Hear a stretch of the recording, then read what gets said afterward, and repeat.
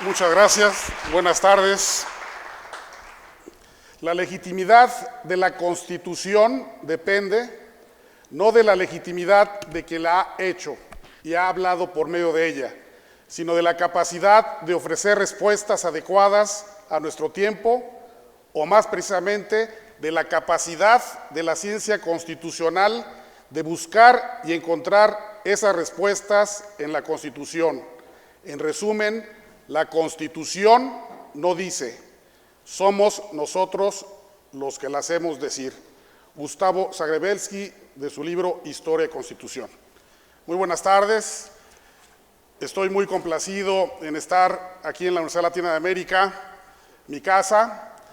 En primer lugar, agradezco mucho la invitación que me formuló el Liceo Mauricio Tornero, y también agradezco la hospitalidad y todas las cortesías que me ha dispensado el rector de esta casa de estudios, Jesús Vivanco, y el licenciado Octavio Cisneros, director de la Facultad de Derecho. Por supuesto que en estas reflexiones en torno al régimen de derechos humanos en México y sus tensiones constitucionales, hablo en voz propia. Vale la pena hacer las advertencias por aquello de los videos y del Facebook Live. Y en primer lugar, tendremos que contestar por qué del tema, por qué hablar de los derechos humanos en México y de estas tensiones constitucionales que yo advierto.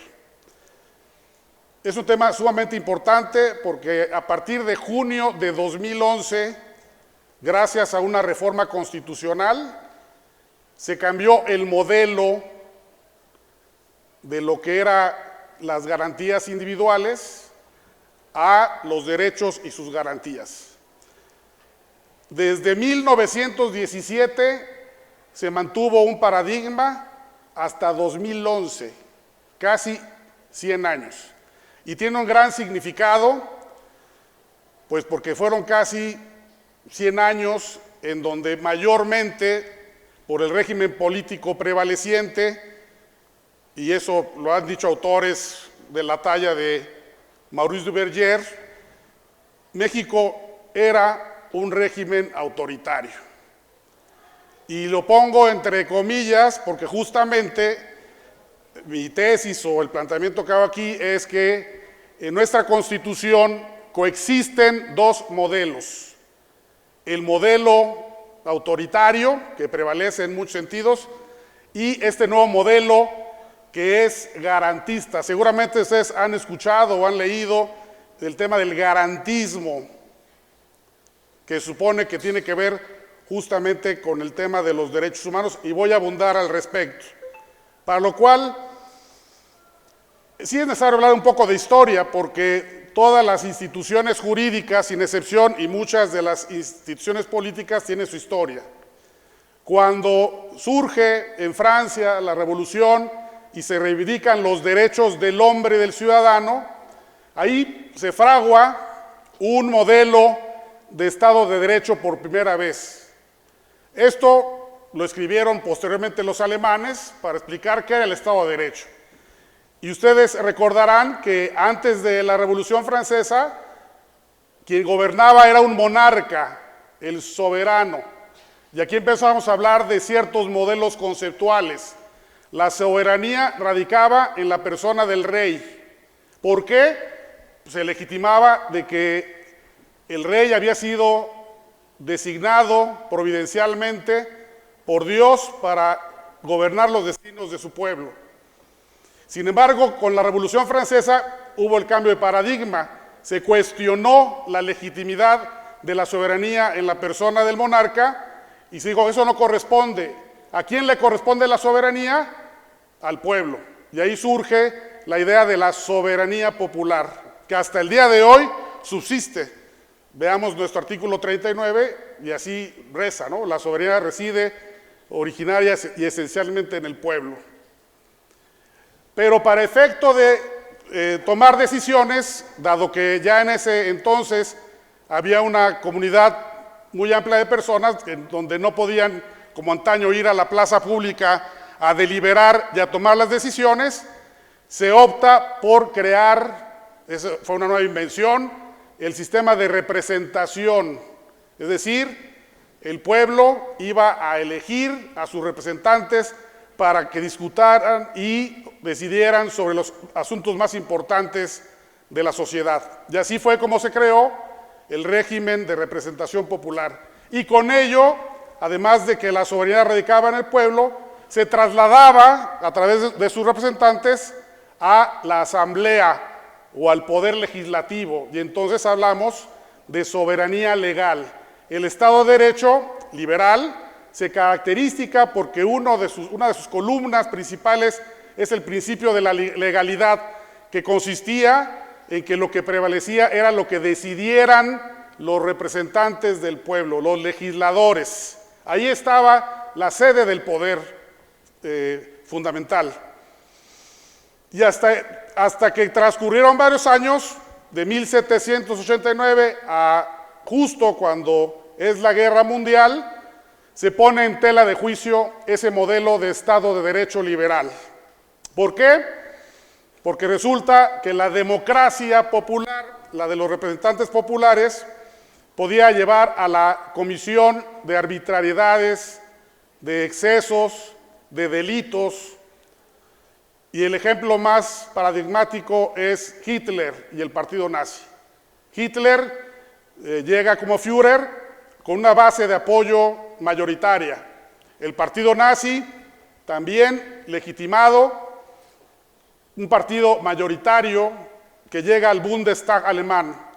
Y en el año de 1935, el Bundestag alemán aprueba las llamadas leyes de Nuremberg, en donde, entre otras linduras, autorizan el aniquilamiento del pueblo judío.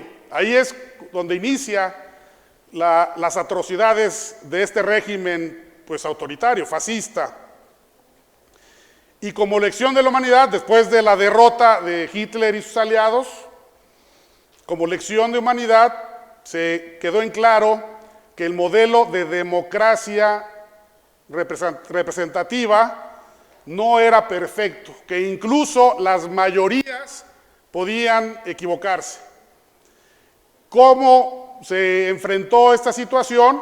Los países vencedores, fundamentalmente en la reconstrucción de Italia y de Alemania, que ahí surge una nueva corriente de pensamiento constitucional y ahí surgen los llamados neoconstitucionalismos, determinan que aun cuando haya una mayoría, habrá una columna vertebral de los estados que sería inmodificable, que no podría por el voto de la mayoría cambiarse, que es justamente el régimen de los derechos humanos. Es decir, los derechos humanos no podrían votarse y no podría cambiarse o anularse o limitarse por virtud del voto mayoritario. Ahí cambia el modelo. Se van a respetar a los derechos humanos como la esfera de lo indecidible, en palabras de Luigi Ferrajoli. Esta explicación de los modelos de la soberanía del monarca, pasando por la soberanía popular, a la soberanía legal y a la nueva soberanía, la soberanía constitucional, lo pueden ustedes leer de una manera muy entretenida en el libro del Derecho Dúctil de Gustavo Zagrebelsky.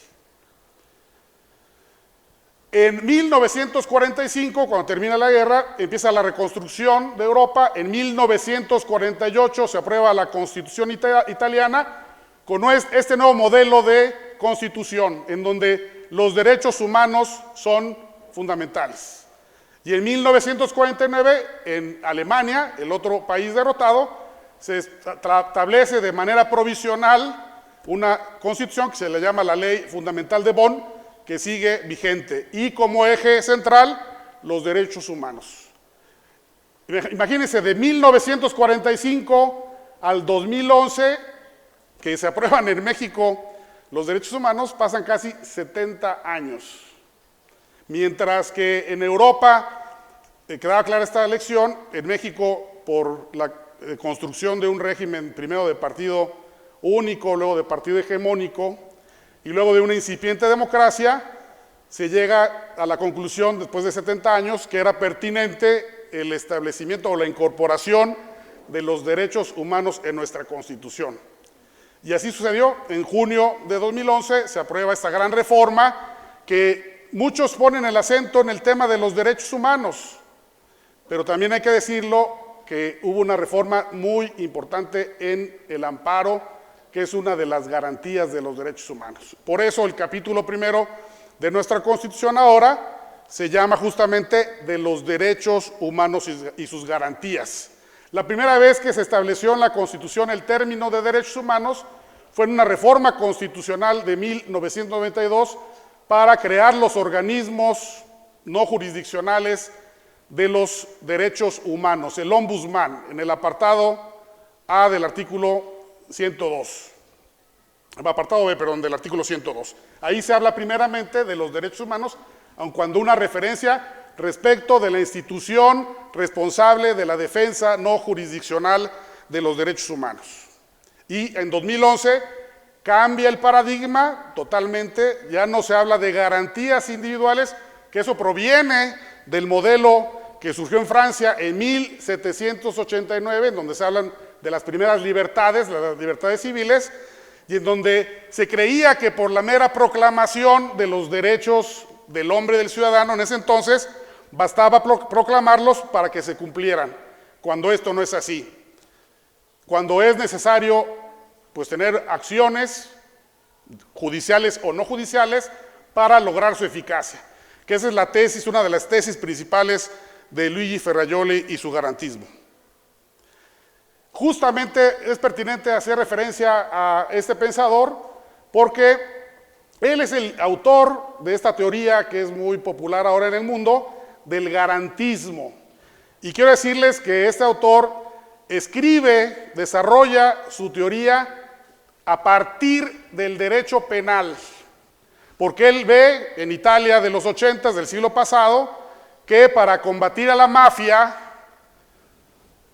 a la Cosa Nostra y entre otros grupos, el Estado italiano empieza a tomar ciertas medidas legislativas que van a vulnerar el ámbito de los derechos de los ciudadanos. Lo que se conoce ahora como el derecho penal del enemigo, se busca facilitar o flexibilizar todas las medidas tendientes al combate al delito para poder lograr eficacia en el combate a la mafia.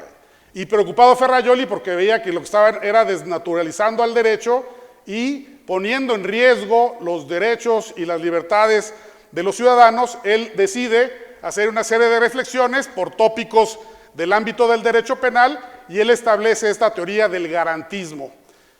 Estoy hablando que su libro de Derecho y Razón, él lo publica en Italia por primera vez en el año de 1989. Después él se da cuenta que esta teoría, en donde se reivindica la dignidad de la persona y se limita la actuación del Estado, es pertinente para todos los ámbitos del derecho. Y es cuando él extiende su teoría del garantismo penal a todas las ramas del derecho, y aquí es donde surge esta teoría del garantismo que postula que deben de tener todas las personas todos los derechos en cualquier parte del mundo. Y justamente por eso es ahora tan popular, y dentro de las preguntas que hacíamos antes de llegar a este congreso, era si la Constitución mexicana es garantista o no. Y yo les diría, sí, parcialmente, porque en efecto el nuevo modelo establece ya el régimen de los derechos humanos en México, después de casi 90 años, más de 90 años de la Constitución del 17 y después de 70 de que surgieron los neoconstitucionalismos en Europa. Y así tenemos pues este paradigma del garantismo, sí, pero hay otras normas en la Constitución que no van en ese sentido, que no caminan en paralelo a este modelo. Y ahorita voy a dar algunos ejemplos. ¿Qué dice el artículo primero de la Constitución? Pues que en los Estados Unidos mexicanos todas las personas, aquí el nuevo concepto, antes se hablaba individuos, ahora se habla de personas, muy a la usanza del iusnaturalismo, que es otro de los cambios interesantes, porque durante muchos años, ahora sí, mientras duró el régimen priista, también, y esto no es un halago, sino al contrario, en la principal facultad de Derecho del país, en la Facultad de Derecho del UNAM, prevalecía el pensamiento positivista tradicional, lo que Ferrajoli llama como paleopositivismo, en donde seguía mucho el método kelseniano, la teoría pura del derecho. A partir de la llegada de la democracia en México, o de la intensificación de la democracia, empieza esto a abrirse y empiezan las corrientes interpretativas a incluir otros pensamientos, entre ellos el justnaturalismo. Entonces, por eso el ingrediente de persona lo encontramos en el artículo primero, en donde todas las personas gozarán de los derechos humanos reconocidos en esta Constitución y en los tratados internacionales de los que el Estado mexicano sea parte. La incorporación de una fuente que no se reconocía como tal desde la perspectiva del positivismo tradicional, en donde ya el derecho internacional va a ser parte del bloque constitucional. Y también, otra nota importante, aquí el artículo primero habla de, así como de las garantías para su protección. Antes se confundía, se pensaba que las garantías individuales, bueno, así lo interpretaban, eran las libertades civiles, fundamentalmente. Y ahora, a través de este modelo, se entiende claramente que, por una parte, son los derechos fundamentales de la persona, y por otra parte, las garantías, que son los mecanismos, los medios, los instrumentos, o, como dice Ferrajoli, las técnicas de garantía para hacer realidad esos derechos. Y aquí está la parte interesante que nos tiene en este lío, que yo por lo menos así veo, de la coexistencia de los dos modelos. Habla de que el ejercicio de estos derechos, dice la Constitución, no podrá restringirse ni suspenderse, salvo en los casos y bajo las condiciones que esta Constitución establece. Y ahí empezamos con los problemas, porque hay muchas restricciones, de las cuales ahorita daré algunos ejemplos, que son, en mi opinión, contrarias al espíritu de esta reforma garantista. ¿Cuáles son estos ejemplos? Por dar algunos, la situación de los extranjeros en México. Los extranjeros son tratados con normas que provienen del siglo XIX, que el texto que está aquí en la Constitución es proveniente de esa época, de 1850, de la Constitución de 1857. Y vamos a abundar sobre este tema. El artículo 11 de la Constitución dice, en la parte correspondiente, que toda persona tiene derecho para entrar en la República, salir de ella, viajar por su territorio y mudar de residencia sin necesidad de carta de seguridad, pasaporte, salvoconducto u otros requisitos semejantes. El ejercicio de este derecho estará subordinado a las facultades de la autoridad judicial en los casos de responsabilidad criminal o civil y a las de la autoridad administrativa, por lo que toca a las limitaciones que impongan las leyes sobre migración, inmigración y salubridad general de la República, y dice la Constitución, o sobre extranjeros perniciosos residentes en este país. Y yo les pregunto, ¿qué es un extranjero pernicioso? Y si hay extranjeros perniciosos, ¿habrá mexicanos perniciosos? ¿O se referirá a la Constitución en su lenguaje, antes de estas líneas, el que comete un delito o el que comete una infracción administrativa, pues será responsable con todos los efectos? ¿Por qué no lo dice así la Constitución y por qué utiliza términos discriminatorios respecto a extranjeros? Porque tanto un nacional como un extranjero pueden cometer ilícitos, sin duda alguna. Entonces, esta norma no va, en mi opinión, a la par de la reforma de junio de 2011.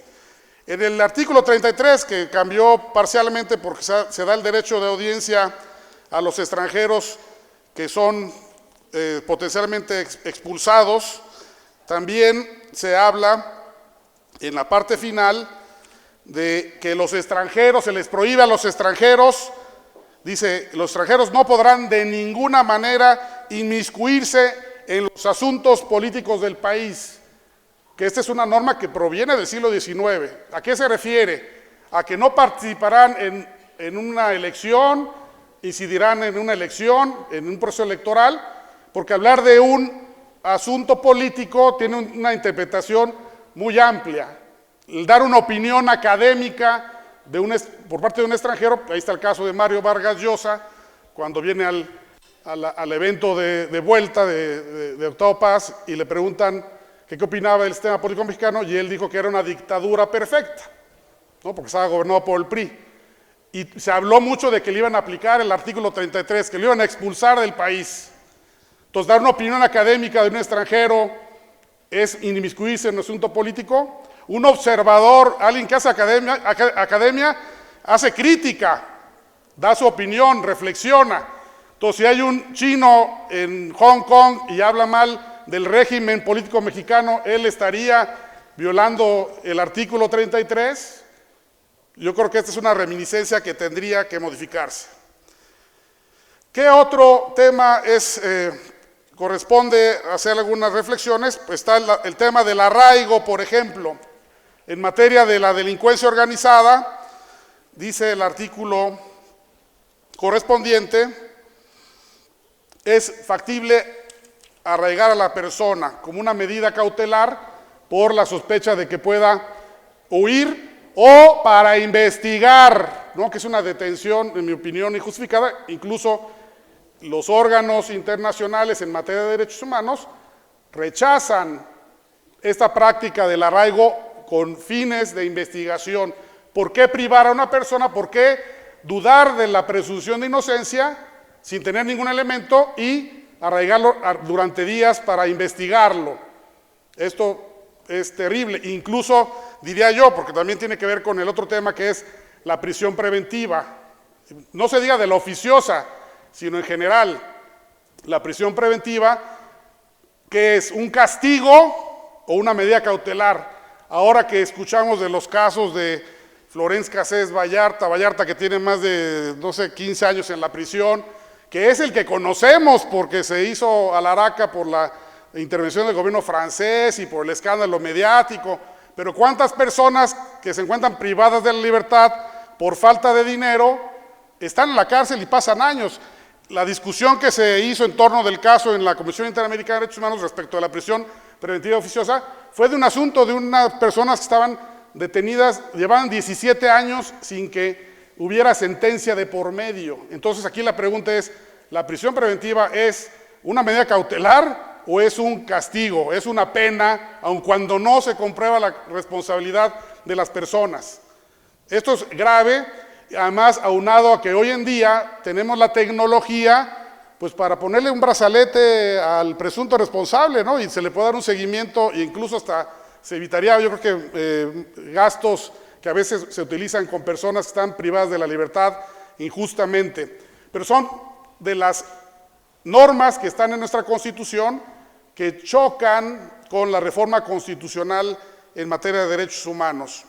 Otro término que también utiliza la Constitución, que no está muy claro si va a tono o no está claro, sobre todo en la práctica, si esto es así, la llamada reinserción social. ¿A qué modelo de sociedad se reinserta? Yo quisiera saber, ¿no? Por ejemplo, si una persona es detenida de un barrio popular, ¿a qué modelo vamos a reinsertarlo? ¿A los que viven ahí en Altozano, al lado de la plaza comercial? ¿O a qué tipo de modelo de sociedad queremos o pretendemos? Son de las cosas que no están muy claras. ¿Qué tipo de tratamiento se le dará cuando la mayoría opina que las cárceles son las escuelas de los delincuentes, ¿no? Por las condiciones en las que se encuentran? Más allá de la norma constitucional, hay unas prácticas que pues llaman poderosamente la atención. Otro tema también que es cuestionable, por lo menos en cuanto al nuevo modelo garantista, como se le llamaría, los llamados derechos sociales, que es un tema que desde antes de la reforma se discutía en la academia. Estos derechos que implican una prestación de un servicio, normalmente, ¿realmente se van a cumplir con las garantías constitucionales que hoy en día tenemos? Si ustedes van a un juzgado federal, un juzgado de distrito con su constitución en mano y le dicen al secretario de acuerdo, oiga, tengo que hablar con usted porque quiero promover un amparo porque no tengo una vivienda digna y decorosa. A través del amparo van a obtener esta prestación. Pues yo lo pongo en tela de juicio y son de las insuficiencias que tenemos. Yo recuerdo la experiencia colombiana después de la muerte de Pablo Escobar Gaviria. La sociedad estaba muy sensible, obviamente, por todas las atrocidades cometidas por este capo, y en la dinámica de la sociedad política tomaron la decisión de nombrar a magistrados en el Tribunal Constitucional colombiano de tendencia de izquierda, ¿no? Progresistas. Y entonces los tribunales constitucionales, ustedes pueden revisar las sentencias en esa época, eran progresistas, eran garantistas. En 1991 se expidió la nueva constitución en Colombia, siguiendo un modelo neoconstitucional, un modelo garantista. Y la integración del pleno del Tribunal Constitucional era de gente de izquierda, y ellos, tiro por viaje, le llevaban el recurso correspondiente, el equivalente al amparo, y hace falta un puente para cruzar el río, y los magistrados decían, sí, les concedemos a su favor el amparo, gobierno, constrúyele el puente. Y esto generó una gran tensión. O sea, en la práctica, el llevar a cabo estas políticas públicas es muy complicado. Por supuesto que en la reforma constitucional hay otros temas interesantes. El párrafo segundo que habla del principio pro persona. Las normas relativas a los derechos humanos se interpretarán de conformidad con esta Constitución, que es la interpretación conforme, y con los tratados internacionales de la materia, favoreciendo en todo tiempo a las personas la protección más amplia.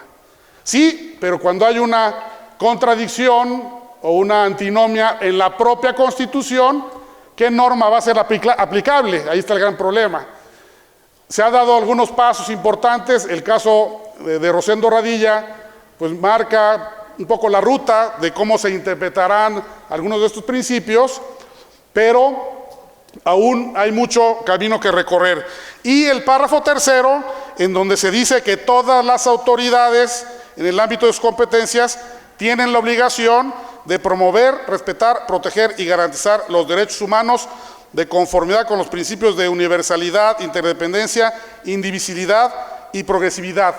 Y esto nos lleva a la obligación de todas las autoridades, dice todas, tanto en el ámbito del Ejecutivo, Legislativo, Judicial, órganos autónomos, a promover y respetar, proteger y garantizar los derechos humanos. Qué importante, porque esto tendría que cambiar la práctica política de este país, que todavía no es así. O sea, ¿qué quisiera uno que realmente hubiera ese compromiso en favor de la dignidad de todas las personas? Y una última reflexión después de esto,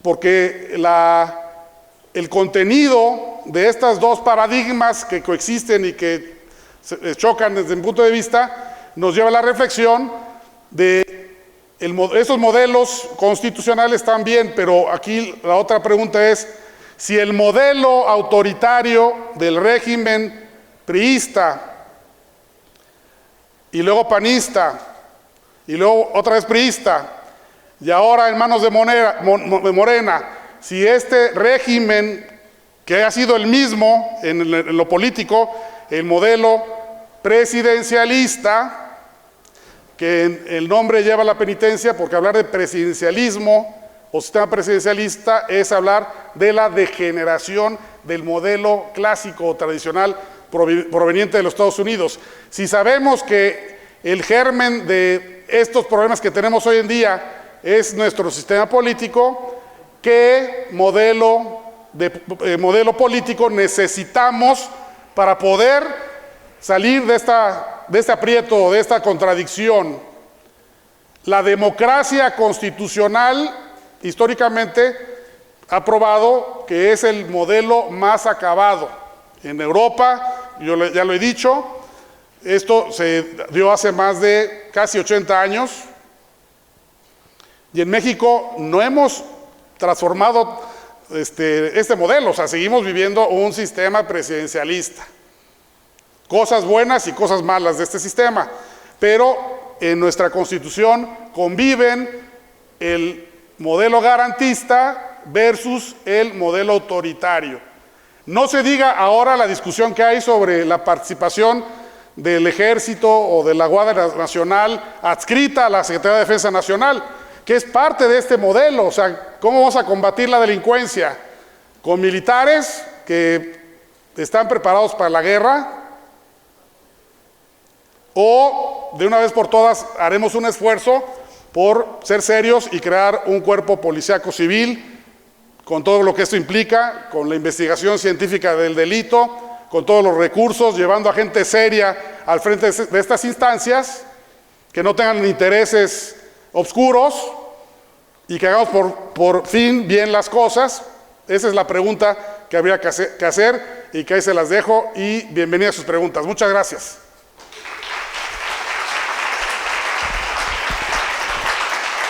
No me pasaste la tarjetita. No fue necesario. Muchas felicidades, maestro Armando Alfonso. Es que ahorita tuvimos una breve plática, le digo, está en tiempo. Todavía tenemos bastante tiempo por si alguien quiere plantear alguna pregunta, hacer algún comentario. Tenemos aquí un papelito al frente, por favor.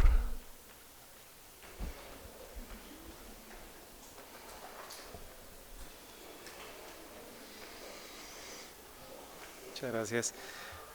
Dice, maestro, considerando el contexto actual social, político y económico, ¿las garantías constitucionales en verdad son garantías o ideales?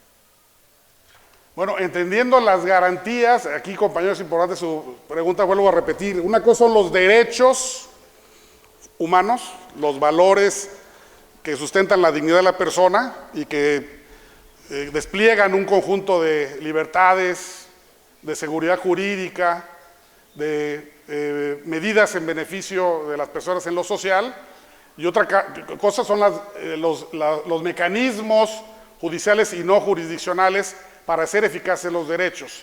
Si está en ese marco, yo le diría, pues tenemos garantías, sí, las tenemos, depende mucho de la conformación de los tribunales, de los juzgadores, de la Suprema Corte de Justicia. Hemos ido avanzando, yo creo que sí, pero yo creo que sería bueno también revisar eso. Ahora tenemos otro tipo de mecanismos, como las acciones de inconstitucionalidad, como las controversias constitucionales, como mecanismos previstos por el artículo 29, suspensión de derechos, o incluso en el mismo tema de las consultas populares, donde existen estas garantías constitucionales. Sí, pero yo creo que falta pues todavía mucho camino por andar, sobre todo porque en este país, si tomamos en cuenta que la mayoría de la población vive en la pobreza, es muy difícil que una persona pobre tenga acceso a este tipo de mecanismos, porque finalmente tendría que ir con un especialista, un abogado. Digo, si hay bufetes gratuitos, pero estamos muy lejos de que haya condiciones ideales para estos mecanismos. Como dice Ferrajoli, los derechos no caen del cielo. Esto es obvio, es una lucha que se hace cada día, en la medida en que haya atrevimiento de los abogados, sobre todo de los postulantes, promoviendo amparos, promoviendo estos mecanismos, o la propia clase política a través de los mecanismos que he mencionado. En esa medida podremos ir normando ciertos criterios e ir avanzando a una democracia constitucional, que sería lo deseable. Acá tenemos otra pregunta y allá al final, por favor. Aquí a la mitad, Pati, ahí tienes una. Okay.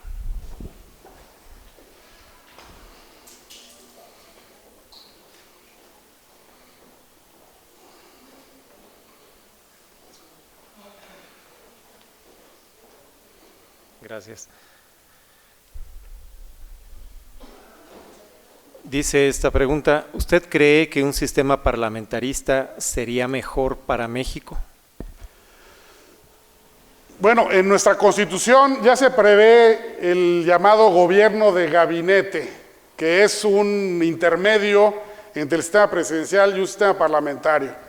Yo siempre he creído que decisiones de trascendencia para una sociedad como la nuestra, somos más de 130 millones de personas, yo creo que una decisión para que tenga impacto, que tenga efectos para este número de población, yo siempre he creído que más vale que la decisión sea de varios que de una sola persona. Yo soy partidario, digo, si no del parlamentarismo, sí de un sistema intermedio como lo que prevé ya nuestra Constitución, el gobierno de gabinete, en donde hay muchos rasgos parlamentarios. Además, el sistema parlamentario también ha demostrado su eficacia en el tema relativo al control del poder. El que no hace bien las cosas, lo pueden censurar y ese gobierno puede irse. Muchos dicen, es que en México no tenemos esa cultura. Pues sí, pero podríamos tenerla, o sea, no somos marcianos, tenemos las capacidades para poder cambiar y para poder madurar, siendo más generosos y compartiendo decisiones que tienen trascendencia muy importantes. Muchas gracias. Dice esta otra pregunta, ¿cómo se aplicaría un cuerpo policial digno si el sistema está podrido? Esta pregunta que conlleva un juicio de valor, también yo estoy de acuerdo. Yo a veces entre broma y serio digo que el policía no es digno ni siquiera del crédito bancario. Y esto es un drama tremendo. O sea, un policía va uno al banco, no le prestan dinero, no lo aseguran porque tiene una mala imagen. Yo creo que mucho es producto de las malas decisiones de los mandos en la política. O sea, se ha despreciado a quien puede ser factor de solución de los problemas.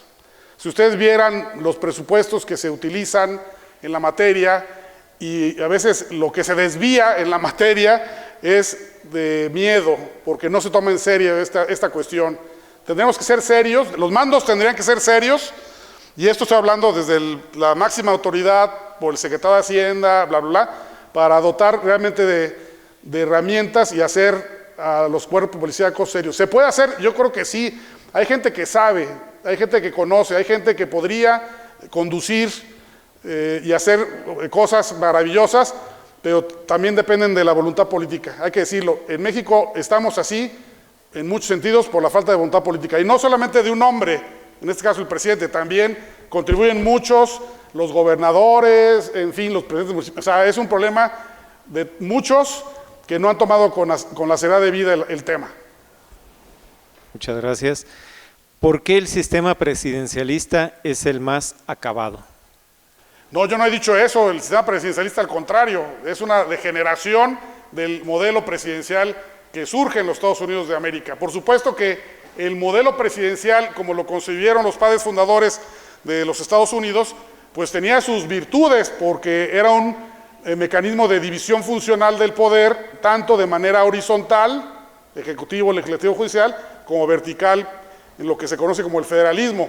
Yo creo que si fuera el sistema como lo pintaron los padres fundadores de la Unión Americana, pues sería mejor, porque viviríamos un auténtico federalismo, que no lo vivimos. Aquí al contrario, vivimos un centralismo. El municipio, que debe ser la primera autoridad fortalecida, no lo es la más débil. En fin, muchos problemas que tiene el sistema federal mexicano, que era parte de la solución que plantearon los norteamericanos. Yo lo que sí dije fue que la democracia constitucional es el modelo, en mi opinión, el modelo político más acabado.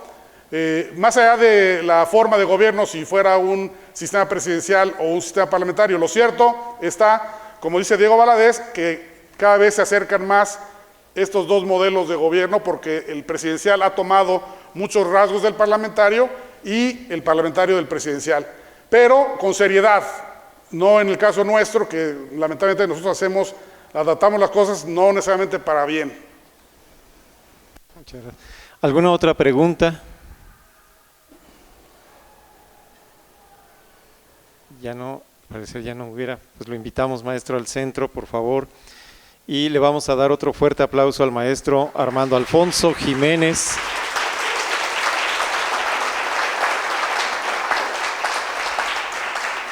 Y le vamos a hacer la entrega de su reconocimiento, suscrito por el licenciado José Octavio Cisneros, director de la licenciatura en Derecho, y el maestro Jesús Vivanco Rodríguez, rector de la Universidad Latina de América, al maestro Armando Alfonso Jiménez por su plática El régimen de los derechos humanos en México y sus tensiones constitucionales. Gracias, rector, gracias a usted, maestro. Gracias.